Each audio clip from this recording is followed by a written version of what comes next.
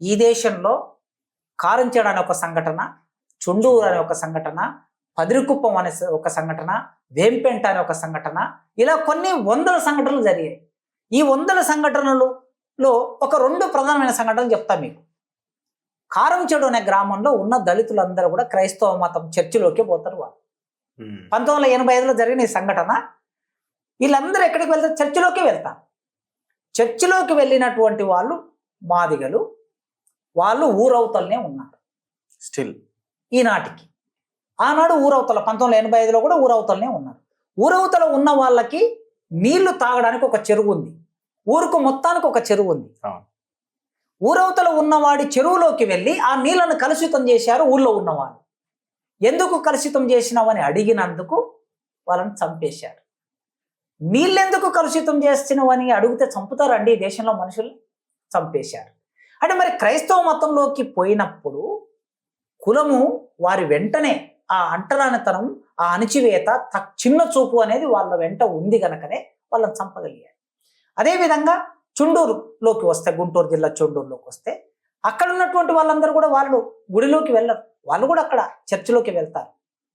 8 మంది మాలలు, ఒక మాదిగ, వాళ్ళని చంపేశారు అక్కడ. అంటే నువ్వు ఏ మతంలోకి వెళ్ళినా కూడా నీ వెంట కులం వెంటబడి వస్తుంది.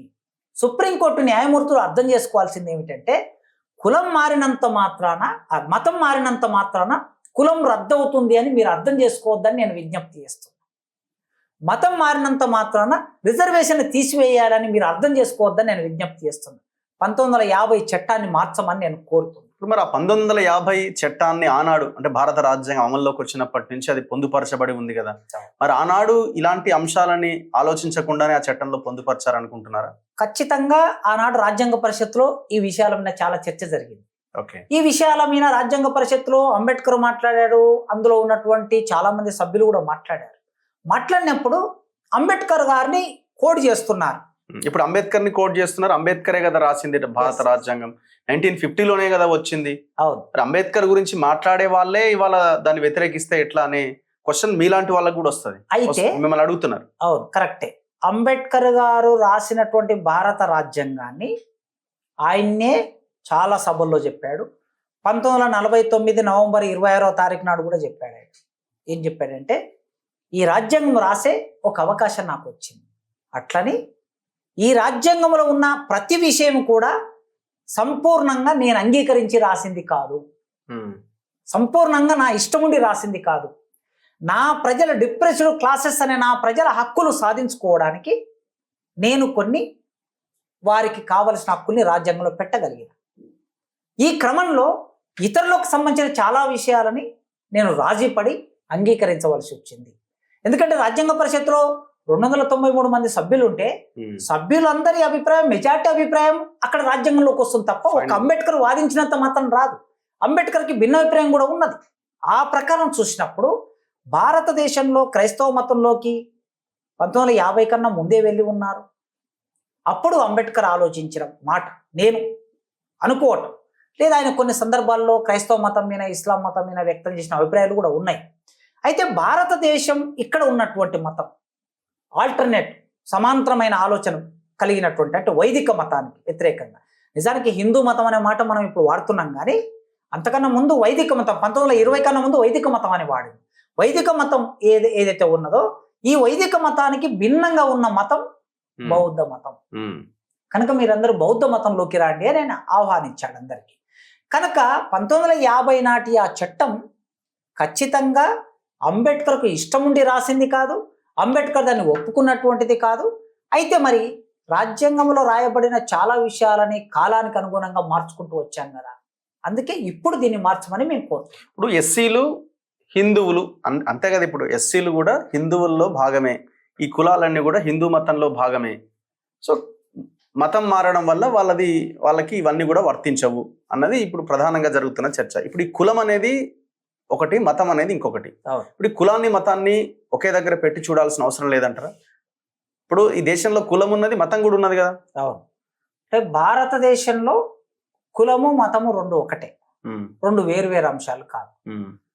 ప్రపంచంలో ఎక్కడైనా సరే రాజ్యము మతము ఈ రెండు కలిసి ఉంటాయి. వేల సంవత్సరాల చరిత్ర ఉంది వీటికి.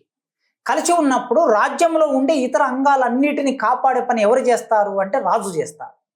సైనిక పరంగా, భావజాల పరంగా వీటన్నిటిని కాపాడే పని ఎవరు చేస్తారంటే మత పెద్దలు చేస్తారు. అందుకోసమే భారతదేశంలో కుల వ్యవస్థ రూపొందిన క్రమం వైదిక మతం అనేది ఏదైతే ఉందో, ఈ వైదిక మతానికి అనుగుణంగా ఇవి కొన్ని వేల కులాలు భారతదేశంలో రూపొందాయి. మొదలు 3 వర్ణాలు ఉన్నది, తర్వాత 4 వర్ణాలు అయ్యాయి. 4 వర్ణాలు 5వ వర్ణంగా మారింది. 5వ వర్ణం కొన్ని వేల కులాలుగా మారింది. ఈ వేల కులాలుగా మార్చి దాన్ని స్థిరపరిచింది ఎవరు? మతమే. ఓకే. మతానికి ప్రధానమైన ఆయువు పట్టు ఏమిటి? వేదం, ఆ తర్వాత పురాణం, ఆ తర్వాత ఇతిహాసం. మీరు అంటుంది మతం నుంచే కులాలు పుట్టినాయి అంటారు? ఖచ్చితంగా. భారతదేశంలోనైనా ప్రపంచంలోనైనా వివక్ష అనేది ఏ రూపంలో వస్తుందంటే, రాజు మత పెద్ద ఇద్దరు ఒకటైనప్పుడు రాజును మత పెద్ద రక్షిస్తుంటాడు, మత పెద్దను రాజు రక్షిస్తుంటాడు. వీరిద్దరి మధ్య సంబంధం ఉంటుంది. ఈ సంబంధంలో భాగంగా ఏం చేస్తారంటే, రాజు చేతిలో రాజ్యం అంతా ఉండాలంటే మత పెద్ద ఈ సమాజాన్ని రకరకాలుగా విడగొడుతూ ఉంటాడు, లేదా తన భావాలతో ఐక్యం చేస్తూ ఉంటాడు. భారతదేశంలో కూడా అదే జరిగింది ఒక 2000 సంవత్సరాల కిందట. ఎప్పుడైతే మనకు మనువు అనేటటువంటి ఒక మనిషి ప్రవేశించాడో, ఈ మనువు ప్రవేశించిన కాలంలో మనుషుల మధ్య భిన్నమైనటువంటి విభజన రేఖలు వచ్చేసాయి. అంటే పనులు పెరిగాయి. బ్రాహ్మణ, క్షత్రియ, వైశ్య, శూద్ర అనే 4 వర్ణాల స్థానంలో ఏం జరిగింది? అనేక రకాల పనులు పెరిగింది, ఉత్పత్తి పెరిగింది, వ్యవసాయం పెరిగింది. ఈ పనులు పెరిగే క్రమంలో ఒక్కొక్కరు ఒక్కొక్క పని చేస్తుంటే వాళ్ళని అట్లా విడగొడుతూ వచ్చారు. ఈ విడగొడుతూ వచ్చిన తర్వాత దీన్ని స్థిరీకరించారు. ఎందుకు స్థిరీకరించారంటే, మనుషుల మధ్యన ఒక నిచ్చెన మెట్ల విభజన రేఖను గీసి ఒక అంతరం సృష్టించారు. ఈ అంతరం కొనసాగాలంటే ఏం చేయాలి? దానికి తగిన సాహిత్యం ఉండాలి, దానికి తగిన శాస్త్రం ఉండాలి. అట్లా సాహిత్యం ద్వారా, శాస్త్రం ద్వారా, మత గ్రంథాల ద్వారా కులం అనేది భారతదేశంలో శాస్త్రీయమైంది. కులం ఉండాలి, అందరూ ఒకటి కాదు, సమాజంలో అందరూ సమానం కాదు. తల నుంచి పుట్టిన వాళ్ళు చదువుకుంటారు, చేతుల నుంచి పుట్టిన వాళ్ళు రాజ్యం చేస్తారు, తొడ నుంచి పుట్టిన వాళ్ళు వ్యాపారం చేస్తారు, పాదాల నుంచి పుట్టిన వాడు వీళ్ళందరినీ సేవ చేయాలి అనే ఒక భావజాలాన్ని మనుషుల్లోకి తీసుకెళ్లటం మూలంగా కులాలు అనేవి మనుగడలో ఉన్నాయి ఇప్పటికీ. అందుకే మత పెద్దలు చెప్పినటువంటి విషయమే కులం, మత పెద్దలు రక్షిస్తున్న విషయమే కులం, మత పెద్దల బోధన ప్రకారం నడుస్తున్నది కులం. అందుకే మతాన్ని, కులాన్ని 2 వేరువేరుగా చూడలేము. ఇప్పుడు భారతదేశంలో ఉన్నటువంటి హిందూ మతాన్ని, ఈ హిందూ మతానికి వచ్చిన ప్రమాదాన్ని, దీన్ని కాస్త తగ్గించాలి అని అనుకుంటే ఏం ప్రమాదం ఉంది అని అనుకుంటున్నారు. ఈ హిందూ మతాన్ని రక్షించాలనుకునే పెద్దలు ఎవరైతే ఉన్నారో, ఈ పెద్దల ఆలోచన హిందూ మతానికి ముస్లింల వలన ప్రమాదం, హిందూ మతానికి క్రైస్తవుల వలన ప్రమాదం, వీళ్ళిద్దరిని ఖతం చేసిన తర్వాత బౌద్ధుల వలన ప్రమాదం, సిక్కుల వలన ప్రమాదం, జురాస్ట్రియన్ల వలన ప్రమాదం. నెక్స్ట్ అంటే ఒక స్టేజ్లో వస్తూ ఉంటుంది అట్లా. అంటే ఒక్కొక్కటి ఇప్పుడు తక్షణంగా ఈ దేశంలో ఉన్నటువంటి హిందువులందరినీ ఒక గొడుగు కిందకి తీసుకురావాలి, ఒక ఆలోచన చేయాలంటే దానికి పుస్తకాలు రాస్తుంటారు, దానికి సీరియళ్ళు తీస్తుంటారు, దానికి సినిమాలు తీస్తుంటారు. ఈ మధ్యకాలంలో ఎవరో చెప్పారు, దురంధర్ అనేది ఒక సినిమా వచ్చిందట, హిందీలో, తెలుగులో అన్నింటిలో వచ్చినట్టుంది. ఆ సినిమా చూసిన తర్వాత నేను మొన్న పేపర్లోనే ఇక్కడ చదివాను, బయటకు వచ్చినటువంటి వాళ్ళు ముస్లింల షాప్లలో వస్తువులు కొనొద్దు అన్నారట. అంటే ఏమిటిది అంటే, ఒక సినిమా అనేది కళారూపం కదా, కళారూపాన్ని కళారూపంగా చూడాలి. ఒక సాహిత్యం, పుస్తకం అనేది ఒక సాహిత్యంగా అంత మేరకు మనం చదువుకొని అర్థం చేసుకొని దాని నుంచి జ్ఞానాన్ని పొందాలి. కానీ దాన్ని బయట సమాజంలో ఆచరణలోకి తీసుకొస్తున్నారు. అంటే దీని అర్థం సాహిత్యం ద్వారా, కళల ద్వారా, సినిమాల ద్వారా సమాజంలో హిందువులందరినీ ఏకం చేసి మిగతా మతాలకు సంబంధించిన వాళ్ళందరినీ ఈ దేశంలో లేకుండా చేయాలని ఒక ఆలోచనని మెల్లగా ప్రోధి చేస్తున్నట్లు అనిపిస్తుంది నాకు. అందులో భాగంగా ఇప్పుడు క్రైస్తవ మతం మీద, ఇస్లాం మతం మీద ఈ దాడి మొదలుపెట్టారు. నేను ఇప్పుడు కోరుకుంటున్నది ఏమిటి, ఆలోచిస్తున్నది ఏమిటంటే, దేశాన్ని పరిపాలించేవాళ్ళు ముస్లింలుగా మారిన వాళ్ళు ఎవరు ఈ దేశంలో? ఈ దేశ మూలవాసులే. అంతే కదా, వేల సంవత్సరాలుగా ఈ దేశంలో ఉన్న మూలవాసులే ముస్లింలుగా మారారు. ఒకవేళ చరిత్ర తెలియకపోతే ఒక 200 సంవత్సరాల చరిత్ర చదివితే కూడా వాళ్ళే చెప్తుంటారు కదా, హిందువులుగా ఉన్న వాళ్ళే ముస్లింలుగా మారినారని వాళ్ళే చెప్తున్నారు. అందుకే ఏంటి, గర్ వాపస్ అని అంటున్నారు. అందులోకి వెళ్ళిన వాళ్ళు మళ్ళీ ఇందులోకి. అట్లే క్రైస్తవ మతంలోకి వెళ్ళిన వాళ్ళు ఎవరు? ఇక్కడ ఉన్నటువంటి ఒకప్పుడు హిందువులుగా ఉన్న వాళ్ళు. హిందువులుగా ఉన్నారా లేదా అనేటటువంటిది ఆ చరిత్రలోకి వెళ్తే తెలుస్తుంది. సో దాని పీడన అనుభవించిన వాళ్ళందరూ ఆయా మతాల్లోకి వెళ్ళారు. కనుక మీరు అడిగినట్లు మతము కులము రెండు వేరు వేరు విషయాలు కాదు. ఈ రెండు జోడించి ఉండేటటువంటి విషయాలు. ఒకదాన్ని ఒకటి ప్రభావితం చేసుకుంటూ ఉంటుంది.